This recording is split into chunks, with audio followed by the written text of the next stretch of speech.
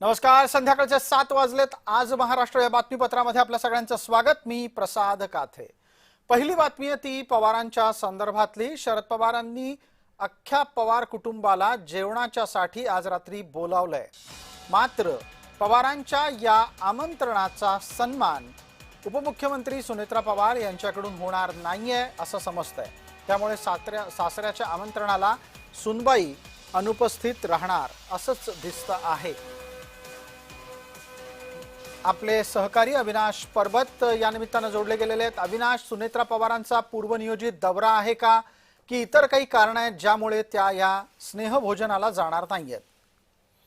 नक्कीच पवारांकडून दुपारी जो आहे हा कार्यक्रम ठरवण्यात आला होता आणि यापूर्वी जे आहे ते सुनेत्रा पवार येणार का याकडे सर्वांचं लक्ष लागलेलं होतं, परंतु काही नियोजित कार्यक्रम जे आहेत ते मुंबईला असल्यामुळे जे आहेत ते सुनेत्रा पवार यांनी या कार्यक्रमाला दांडी मारलेली आहे।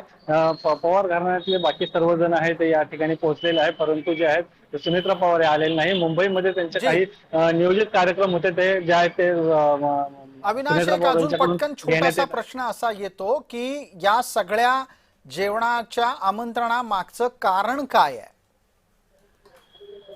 नक्कीच खरं तर हे कारण प्रत्येकाला अपेक्षित आहे की समोर यायला पाहिजे नव्हतं, परंतु आता आपल्याला माहिती आहे की विधान परिषदेच्या ज्या आहेत त्या निवडणुका देखील आहे आणि यावर काही चर्चा होते का याकडे सर्वांचं लक्ष लागलेलं होतं, परंतु त्यांच्या कार्यकर्त्यांकडून असं सांगण्यात येत आहे की हा कोणताही राजकीय कार्यक्रम नसून हा फक्त घरगुती कार्यक्रम असल्यामुळे ही भेट आहे। यामध्ये राजकीय यामध्ये काही नसणार आहे असं कार्यकर्त्यांकडून। अविनाश, कदाचित एक अशी शक्यता असू शकते की शरद पवार राज्यसभेवर बिनविरोध निवडून गेले, त्या निमित्तानं सुद्धा हे स्नेहभोजन आयोजित केलेलं असू शकतं। आपण लक्ष ठेवा त्याकडे। धन्यवाद।